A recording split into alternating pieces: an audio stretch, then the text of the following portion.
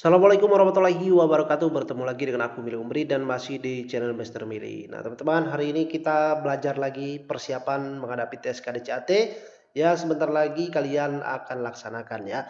Dan khusus di video ini kita akan bahas berbagai soal baik itu TWK, TIU dan juga TKP. Jadi kita tidak bahas khusus TWK dulu, TIU dulu atau TKP dulu. Jadi saya rangkum semuanya di sini dan materi ini ataupun soal ini, latihan ini ya, eh, prediksi untuk persiapan tes CPNS tahun 2024 ini, karena soal-soal ini akan ada ya soal yang masuk pada pelaksanaan tes tahun ini. Nah, sebelum itu teman-teman silakan kalian bantu subscribe channel ini ya. Bagi teman-teman yang belum subscribe, dan bantu like, share dan juga komennya. Dan juga jika teman-teman butuh materi latihan soal yang lainnya, silakan, banyak ya sudah saya buatkan agar kalian tidak ketinggalan, sudah saya letakkan di playlist. Jadi silakan kalian cari di playlist, kemudian cari materi ataupun latihan soal. Nah, teman-teman, sebelum kita masuk ke soal yang pertama, seperti biasa saya akan sampaikan jawaban ya, jawaban dari PR yang sudah saya berikan pada video sebelumnya. Nah, ini PR ini berkaitan dengan bela negara ya. Jadi kategori soalnya adalah bela negara. Amir merupakan seorang warga desa yang memiliki warung makan khas daerah di kampung halamannya. Meskipun awalnya hanya memiliki sedikit pelanggan, tetapi ia tidak menyerah, berinovasi dalam menyajikan menu serta memberikan pelayanan yang ramah. Sampai akhirnya warung makan Pak Amir ramai dikunjungi orang-orang serta dapat mengangkat citra makanan kuliner khas daerahnya. Sikap Amir tersebut dianggap sebagai bentuk bela negara karena memiliki tujuan untuk, nah ini ya, yang ditanyakan tujuan. Jadi sudah saya bahas materinya kemarin, ada beberapa tujuan dari bela negara ini. Yang pertama adalah mempertahankan kelangsungan hidup bangsa dan negara, melestarikan budaya, menjalankan Pancasila dan undang-undang, implementasi nilai ya, kemudian peraturan, berbuat baik kepada bangsa dan negara, kemudian menjaga identitas dan integritas bangsa dan negara. Nah, dalam konteks soal ini yang masuk dalam tujuan bela negara itu yang masuknya yang mana? Oke, kita lihat di sini apakah ada membahas tentang Pancasila ya, Undang-Undang Dasar. Memang ada Pancasila di sini terkait dengan keramah tamahan. Mana nih? Nah, ini ya, jadi nilai ramah ya di sini ada. Tetapi lebih dominan di sini adalah di sini mengangkat ya citra makanan kuliner. Oke, makanan kuliner khas daerahnya. Ini dua kali disebut nih, makanan warung makan khas daerah ya. Nah, ini yang banyak atau menjadi kata kuncinya dan disebutkan dua kali berulang ya. Biasanya kalau disebutkan secara berulang ya berarti itu merupakan kata kuncinya ya. Nah, jadi yang berkaitan dengan di sini adalah yang paling tepat melestarikan budaya ya. Karena makanan kuliner, makanan khas itu merupakan bagian dari budaya ya. Jadi budaya yang melekat, baik itu mungkin memiliki filosofi ya, memiliki sejarah ya dalam makanan kuliner tersebut. Nah, jadi jawabannya yang mana? Mengenalkan secara luas kampung halamannya kepada masyarakat di luar daerah. Ini sebenarnya baik jawabannya, tapi dalam konteks soal ini kurang tepat. Mempertahankan kesejahteraan bangsa dan negara ya. Nah, ini jauh sekali ini. Menjelaskan nilai yang terkandung dalam Pancasila dengan sikap keramah tamahannya. Ini baik, tapi konteksnya kata kuncinya tidak pas di sini. Ikut melestarikan budaya bangsa. Nah, ini ikut melestarikan budaya bangsa ya, karena budaya bangsa ini salah satunya adalah makanan khas daerah. Oke, ini ya jawabannya adalah D. Menjamin kehidupan pribadinya agar tidak bergantung pada pemberian negara ya. Jadi ini bisa jadi juga tapi kurang tepat pada jawaban soal ini. Kita lihat jawabannya. Nah, ini melestarikan makanan khas daerah merupakan bentuk bela negara dalam konteks melestarikan budaya. Karena makanan khas daerah menceritakan sejarah ya. Jadi dalam makanan khas daerah tersebut ada sejarah, ada tradisi, ada nilai-nilai dalam suatu masyarakat ya. Jadi itu jawabannya adalah ikut melestarikan budaya bangsa. Nah, jadi teman-teman kalau bisa tujuan bela negara ini ya dikit banyaknya kalian harus paham ya. Kalau memang lebih mantap itu adalah memang sebaiknya dihafal ya, karena ini adalah konsep dasar dari bela negara ini. Oke, kita masuk ke latihan yang pertama. Ini tentang pilar negara ya, berkaitan dengan undang-undang. Kita baca soalnya. Sebelum itu saya informasikan bagi teman-teman, karena saya tidak memberikan waktu untuk kalian menjawab. Jadi silakan kalian bisa post video ini ya, post video per soalnya dan kalian jawab terlebih dahulu, baru nanti kalian lanjutkan untuk mengetahui jawabannya. Oke, yang pertama, dalam pasal 18 ayat 5 Undang-Undang 1945, pemerintah daerah dapat menjalankan otonomi daerah seluas-luasnya kecuali urusan pemerintah pusat yang ditentukan oleh undang-undang. Jadi pasal 18 pada Undang-Undang 1945 ini berkaitan dengan otonomi daerah ya. Nah, ya, otonomi daerah. Artinya pemerintah daerah dapat menerbitkan sebuah peraturan daerah atau perda. Jadi otonomi daerah itu bertujuan agar pemerintah daerah tersebut lebih mandiri ya, lebih mandiri untuk menjalankan pemerintahannya, baik pemerintahan provinsi, pemerintahan kabupaten atau pemerintahan kota. Akan tetapi apabila perda tersebut bertentangan dengan undang-undang yang telah ditetapkan oleh pemerintah pusat, tindakan apa yang harus diambil terhadap perda tersebut? Nah ya, jadi peraturan daerah ini tidak boleh bertentangan dengan undang-undang. Ingat ya, karena peraturan daerah itu kalau dalam hierarki perundang-undangan dia posisinya berada di bawah undang-undang ya. Jadi itu sudah jelas. Nah, jadi tindakan yang harus diambil yang mana? Perda tersebut tetap berlaku karena sesuai dengan amanat Undang-Undang 1945. Memang benar ya. Otonomi daerah itu diatur dalam undang-undang, tapi perdanya ya, peraturan daerahnya tidak boleh bertentangan dengan undang-undang. Nah, jadi jawaban ini tentu salah. Perda akan batal demi hukum dan dicabut oleh pemerintah daerah. Ini bisa saja benar karena bertentangan ya. Jadi jawabannya itu tidak boleh bertentangan. Oke, ini bisa saja benar. Kita save dulu. Pemda dan pusat harus saling bernegosiasi guna mencapai kesepahaman bersama. Ini juga sangat salah karena tidak boleh. Ini namanya ada kong kali kong nantinya. Di pemerintah pusat harus menyesuaikan undang-undang. Oke, nggak bisa ini. Pemerintah pusat harus menyesuaikan daerah. Harusnya daerah yang menyesuaikan pemerintah pusat. Perda harus diuji oleh MK.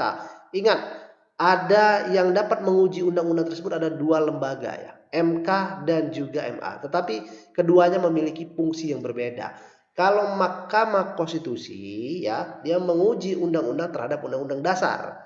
Jadi kalau MK itu menguji undang-undang terhadap UUD ya, Undang-Undang Dasar 1945. Tetapi kalau Mahkamah Agung dia menguji peraturan di bawah undang-undang ini ya, peraturan daerah misalnya ya, keputusan yang bertentangan dengan undang-undang atau bertentangan dengan aturan di atasnya. Nah, itu wewenang MKA dan juga MA. Nah, jadi jawabannya adalah yang B. Kita lihat pembahasannya ya. Nah, ini yang saya sampaikan tadi bahwa tata urutan peraturan perundang-undangan di Indonesia ini yang paling tinggi adalah Undang-Undang 1945. Ini dasar hukum tertinggi ya. Kemudian di bawahnya ada TAP MPR karena ada beberapa walaupun sekarang MPR tidak mengeluarkan TAP lagi, tetapi ada beberapa TAP MPR yang masih berlaku. Jadi tetap TAP MPR itu statusnya ya, tata urutannya berada di bawah undang-undang. Kemudian yang ketiga ada undang-undang. Nah, undang-undang ini tentunya bisa dibuat asalkan tidak bertentangan dengan Undang-Undang 1945 atau juga TAP MPR. Di bawahnya lagi ada peraturan pemerintah pengganti undang-undang atau Perpu, biasanya dalam keadaan mendesak ya. Dalam keadaan mendesak ini. Ya, misalnya dalam keadaan Covid kan mendesak. Jadi peraturan pemerintah pengganti undang-undang ini dikeluarkan kebijakannya dari presiden biasanya. Tetapi ada waktu masa tertentu. Perpu ini nantinya harus diundang menjadi undang-undang, kemudian dirapatkan bersama DPR. Apakah Perpu ini setelah tidak dalam masa darurat atau mendesak lagi, apakah mau disahkan menjadi undang-undang atau akan dibatalkan? Oke. Jadi ini nanti pembahasannya lebih. Tapi sebenarnya sudah saya pernah buat video tentang pilar negara ini, tentang undang-undang. Silahkan kalian cek di playlist ya, ada, sudah saya jelaskan. Kemudian selanjutnya adalah peraturan pemerintah. Nah, peraturan pemerintah ini tentunya penjabaran dari undang-undang ya. Kemudian di bawahnya Kepres. Kepres ini lebih detail lagi menjelaskan tentang peraturan pemerintah. Nah, kemudian di bawahnya ada Kepmen atau keputusan menteri, ada instruksi menteri ya. Kemudian di bawahnya ada baru peraturan daerah. Nah, jadi ini hierarki peraturan perundang-undangan. Artinya Perda ini bagiannya di bawah sekali ya.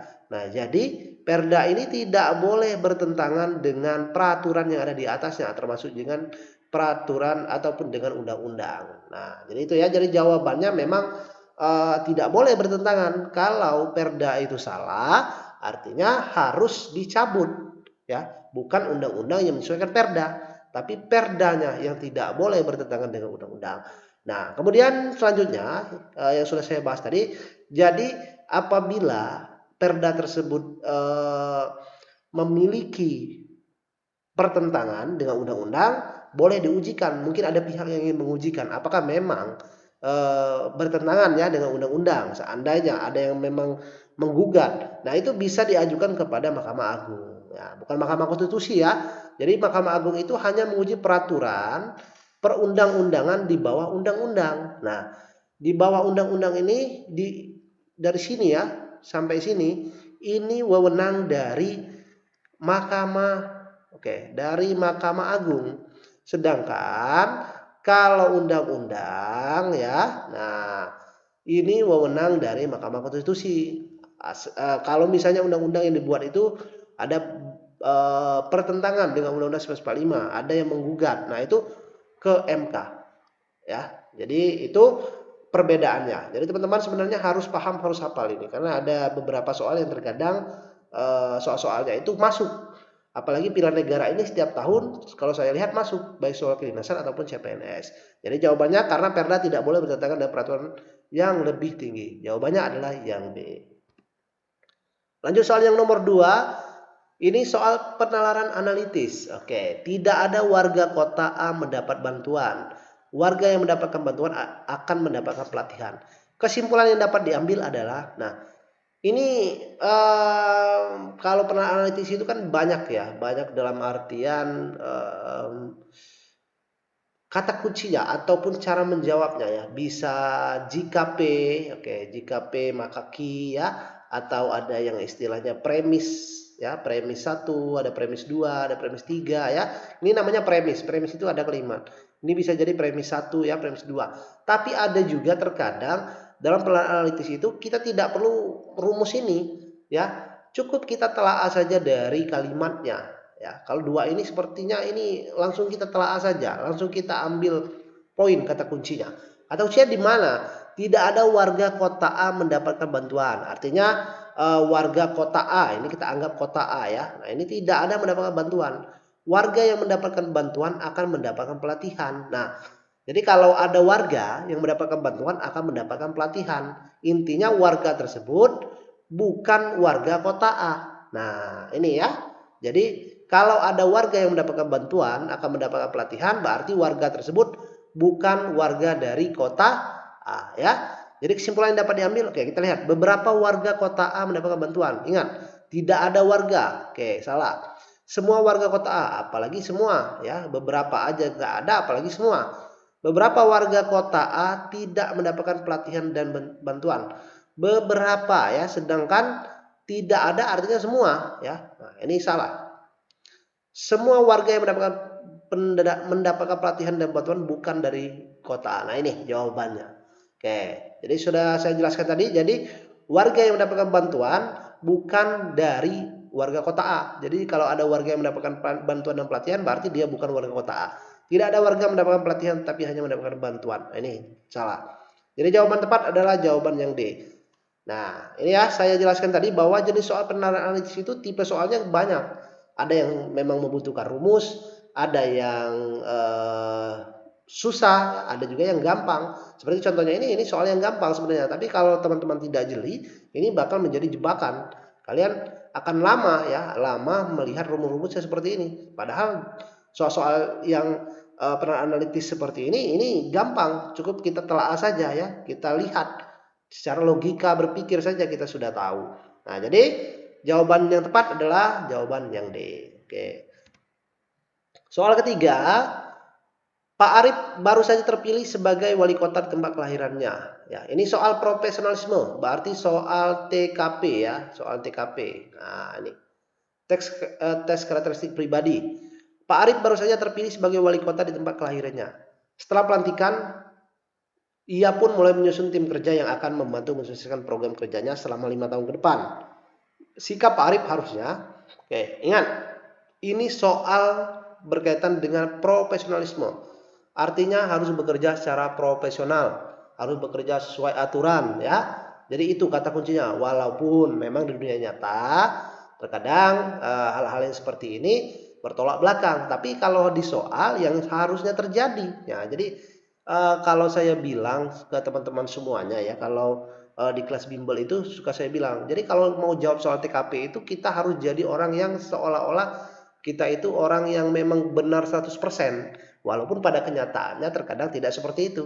Jadi istilah kata itu ya apa ya, jadi orang yang munafik lah ya dalam kita menjawab soal. Nah, agar kita ya memang seharusnya seperti itu yang benarnya, tetapi dalam pelaksanaan saja keseharian di masyarakat kita itu tidak sesuai dengan yang seharusnya. Nah, dalam konteks soal ini seharusnya Pak Arif ini dalam menyusun tim kerja itu harus bagaimana? Karena dia baru saja terpilih menjadi wali kota. A. Menyusun tim kerja bersama wakil wali kota. Oke, baik ya. Keluarga, kerabat dekatnya. Nah, ini Pak, ini nggak baik ini. Kalau sama wakil wali kota baik, tapi dengan keluarga dan kerabat ini akan menimbulkan yang namanya nanti nepotisme ya. Nah, nepotisme karena keagraban ya, karena ada hubungan saudara. Nah, ini nanti ada kepentingan-kepentingan tertentu. B. Meminta bantuan wali kota sebelumnya guna menentukan tim kerja yang akan dipilih. Tentu ini juga salah. Karena kenapa? Ya wali kota sebelumnya ya kita nggak tahu kebijakan kapasitasnya itu kan tidak dijelaskan juga di sini. Ya apalagi wali kota pasti mempunyai penilaian yang berbeda. Sedangkan kita ini sudah menjadi wali kota, mungkin ya boleh meminta pendapat saja. Tapi kalau sampai bantuan ini jelas salah. C. Memberikan kesempatan secara terbuka kepada semua pihak dengan mengadakan fit and proper test. Jadi fit and proper test itu ya tes kelayakan lah ya, tes kelayakan kurang lebih. Nah ini cukup baik, kita simpan dulu jawabannya. Membebaskan kepada siapa saja yang berminat dari tim pendukungnya. Memang ada tim pendukung, tapi ini tidak boleh. Artinya ini tidak profesional ya. Salah jawabannya. Memberikan kesempatan yang sama kepada setiap orang yang ingin bergabung ke dalam tim, kemudian dilakukan secara musyawarah mufakat. Ini baik jawabannya ya. Nah, jadi ada dua pilihan jawaban, apakah C atau E ya jawabannya. Oke. Kita lihat ya. Kita analisa lebih dalam lagi. Yang mana yang lebih profesional? Apakah melalui musyawarah mufakat? Nah, apakah melalui fit and proper test? Kalau saya jawabnya, poin yang mendapatkan nilai 5 itu ini. Kemudian yang keempat ini ya. Nah, ini poinnya. Nah, jadi yang paling benar ini adalah C. Kenapa? Fit and proper test itu lebih tinggi nilainya daripada musyawarah mufakat. Oke, kita lihat. Memilih tim kerja harus mengedepankan azas profesionalisme sesuai dengan kapasitas dan kemampuan masing-masing agar visi dan misi organisasi dapat terwujud dengan baik. Fit and proper test adalah uji kelayakan dan kepatutan dalam mencapai keberhasilan visi dan misi suatu organisasi. Nah, ini pengertian fit and proper test ya. Nah, jadi kenapa yang C ini lebih tinggi poinnya? Karena di sini dia diuji dulu kelayakan. Artinya kalau memang tidak layak untuk menduduki posisi tersebut, ya tidak akan lolos. Ya, tapi kalau dalam musyawarah mufakat, ya kita kan tidak tahu kapasitasnya dalam segi apa ya. Kemudian musyawarah mufakatnya juga ya berarti kan bermusyawarah dikhawatirkan dalam musyawarah tersebut bisa terjadi ya indikasi suara terbanyak lah ya ataupun suara yang lebih dominan. Tapi kalau sudah melalui fit and proper test ada data, ada nilai yang didapatkan. Nah, ini penting teman-teman untuk menganalisa dari soal-soal TKP ini. Jadi kalau menjawab soal TKP, posisikan diri kita itu menjadi orang yang dalam soal tersebut. Nah, itu cara menjawabnya. Jadi seolah-olah kita yang memang ada di posisi soal tersebut. Oke, jadi jawaban yang tepat pada soal nomor 3 ini adalah jawabannya yang C. Nah, teman-teman, seperti biasa ya, saya tidak bosan-bosan ya. Saya harap juga teman-teman tidak bosan juga mendengarnya. Jadi bagi teman-teman yang mungkin ingin berminat ingin belajar persiapan tes CPNS, sekolah kedinasan tahun depan misalnya ya, bisa ikut bimbel. Tentu bimbel ini kita buka ya setiap penerimaan ataupun menjelang penerimaan kita sudah buka. Dan untuk teman-teman yang ingin ikut tryout juga ya, tryout buka terus ya, buka terus. Kalian bisa daftar dengan klik link yang ada di bio Instagram saya, kemudian ada video YouTube-nya juga, kalian bisa tonton untuk tata caranya ya. Tentu harganya murah, 15.000 ya. Dan bisa DM kalau misalnya kurang paham tata caranya, atau bisa klik link di deskripsi video ini. Oke, lanjut soal nomor 4. Soal tentang nasionalisme ya, soal tentang nasionalisme masih soal TWK. Perkembangan digital yang terus berkembang pesat dapat mengancam peran manusia sehingga digantikan dengan teknologi dalam berbagai sektor pekerjaan. Nah, hal ini dapat terjadi apabila manusia tidak mau belajar untuk menyesuaikan diri dengan perkembangan teknologi global. Berikut ini bukan merupakan kebijakan pemerintah terkait permasalahan tersebut. Permasalahannya apa? Permasalahannya perkembangan digital ini dapat mengancam peran manusia ya, sehingga peran manusia ini dapat digantikan dengan teknologi ya dalam dunia pekerjaan, atau istilahnya lambat laun manusia ini akan digantikan dengan robot. Oke, ini sini ya, kurang lebih seperti inilah, manusia diganti dengan robot. Tetapi hal tersebut dapat terjadi apabila manusia tidak mau belajar dan menyesuaikan diri dengan perkembangan teknologi. Jadi sebagai manusia kita harus menyesuaikan dengan perkembangan teknologi, tidak boleh kita tidak mengikuti. Kalau kita tidak mengikuti teknologi, maka kita akan kalah ya, teknologi lebih unggul daripada kita. Jadi peran manusia itu memang akan berkurang kalau kita tidak mengikuti perkembangan teknologi ini atau menyesuaikan. Nah, jadi kebijakan dari pemerintah yang harus dilakukan apa saja, tetapi yang ditanyakan di sini adalah yang bukan merupakan kebijakan. Oke, terlihat. A. Mengimplementasikan berbagai kegiatan untuk meningkatkan literasi digital kepada masyarakat. Nah, mengimplementasikan berbagai kegiatan artinya pemerintah membuat berbagai kegiatan tujuannya untuk meningkatkan apa? Meningkatkan literasi, meningkatkan pengetahuan digital kepada masyarakat. Artinya pemerintah peduli dengan masyarakat. Kita sebut saja peduli dengan SDM-nya ya, sumber daya manusianya. Berarti di sini ada unsur sumber daya manusianya. B. Turut mendukung beragam kegiatan pengembangan teknologi yang dilakukan oleh kalangan anak muda. Ini juga baik. Karena anak muda kan adalah penerus bangsa tentunya. Jadi pemerintah harus mendukung anak muda tersebut untuk ya terus belajar, terus menyesuaikan diri dengan perkembangan teknologi. Apalagi kalau misalnya pemuda tersebut lebih hebatnya membuat kegiatan-kegiatan yang dapat mendukung ya, atau yang dapat menyesuaikan dengan perkembangan teknologi ini. Jadi ini masih berhubungan dengan sumber daya manusianya. C. Mengadakan berbagai kompetisi guna mendorong bakat dan minat masyarakat di bidang digital. Oke, ini juga benar ya. Jadi pemerintah mengadakan berbagai kompetisi. Tujuannya apa? Untuk agar masyarakat itu lebih minat dalam bidang digital. D. Mendorong lembaga pendidikan untuk menyiapkan SDM yang sesuai dengan kebutuhan sektor digital. Ini juga benar, SDM. Oke. Nah, ini udah benar. Kayaknya yang E ya. Coba kita baca. Pengembangan teknologi yang berbasis ramah lingkungan dengan sangat efisien guna menciptakan tenaga kerja yang unggul. Nah, ini jelas salah. Kenapa yang E salah? Karena mengembangkan teknologi yang berbasis ramah lingkungan ya, mengembangkan teknologinya dulu ya, tetapi SDM-nya tidak dikembangkan. SDM-nya mengikuti teknologi. Harusnya ya SDM-nya ini yang tingkatkan lebih dahulu agar SDM ini paham dengan teknologinya. Nah, itu ya. Jadi jawaban yang tepat adalah jawaban yang E. Kita lihat jawabannya. Nah, dengan mengembangkan teknologi bukan bagian dari cara yang efektif. Oke, ini ya, bukan bagian cara efektif untuk membuat manusia melek akan perkembangan teknologi. Sehingga dapat mengakibatkan pengetahuan SDM-nya semakin tertinggal. Karena teknologi yang lebih dahulu dikembangkan, ya, baru SDM-nya. Harusnya SDM-nya dulu ya yang dikembangkan agar bisa menyesuaikan dengan perkembangan teknologi. Nah, oke. Paham ya? Jadi harus jeli teman-teman. Kalau ada soal-soal seperti ini harus jeli teman-teman menjawabnya ya. Oke, kita masuk ke soal yang nomor 5. Oke.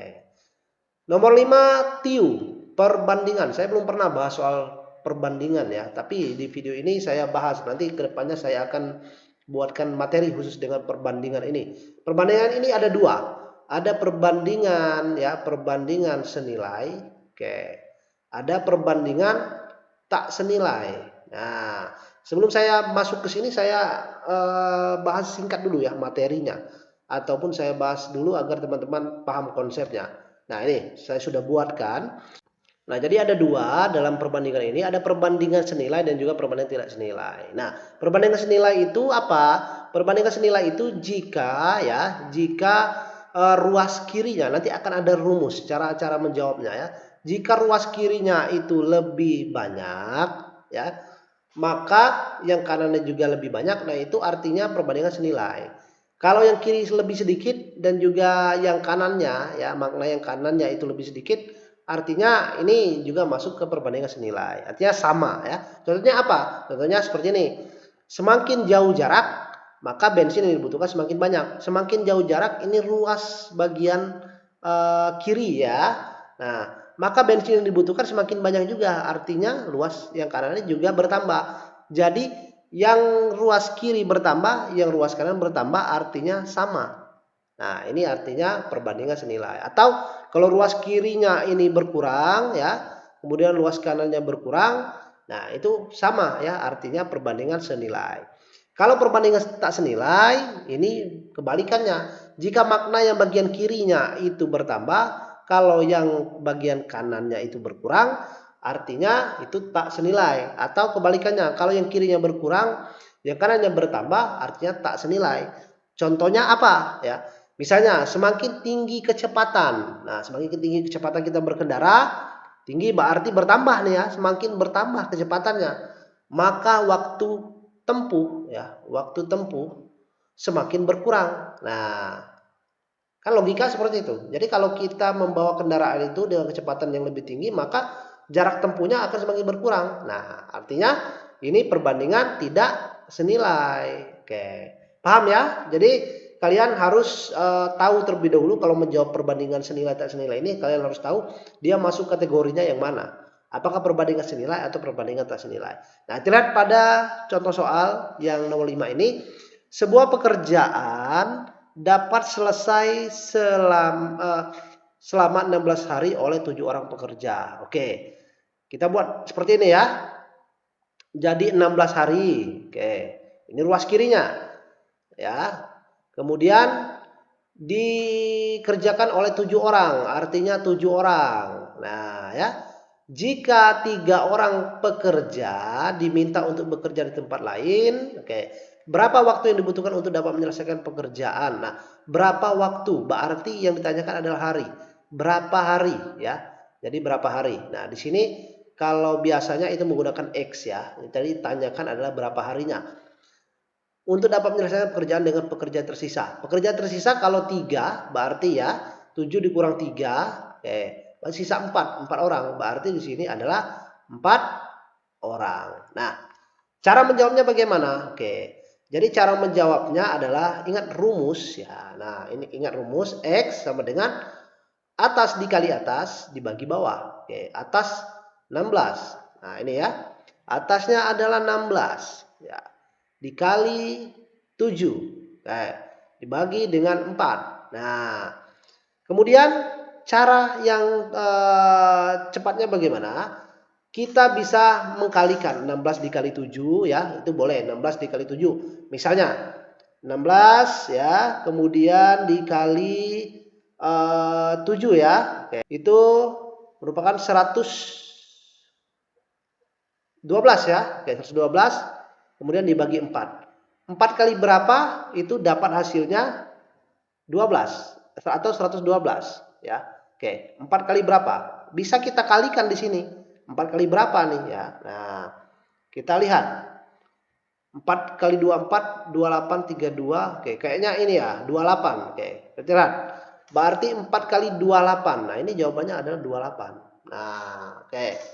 Ini ya, bisa seperti ini rumusnya. Jadi jawabannya adalah 28. Atau dengan yang lainnya, jadi dikali berapa 16 sama 4 ini ya, 16 dibagi 4, nah itu hasilnya 4, kemudian 4 dikali 7 sama dengan 28. Nah, bebas kalian mau pakai cara yang mana ya, bisa yang ini, bisa yang ini. Oke, jadi jawabannya tetap sama, adalah 28. Nah ini yang saya maksud dengan perbandingan senilai dan juga perbandingan tak senilai. Nah kalau soal ini maksudnya perbandingan tak senilai, karena kenapa? Semakin sedikit orang ya, pekerjaannya itu atau harinya semakin lama. Jadi hari orangnya sedikit, ini harinya semakin lama ya, atau semakin bertambah. Nah, jadi ini maksudnya perbandingan tak senilai. Oke ya. Jadi nanti saya akan bahas lebih detail, saya buatkan materi khusus terkait dengan perbandingan TIU ini atau perbandingan senilai pada TIU ini. Jadi pastikan teman-teman silakan tonton dan pantau, silakan kalian bisa belajar. Intinya saya sudah berikan rumus perbandingan senilai dan perbandingan tak senilai ini ya. Jadi terima kasih, saya tidak berikan PR di video ini ya. Nanti karena saya akan sampaikan materi yang lebih lengkap lagi di video berikutnya.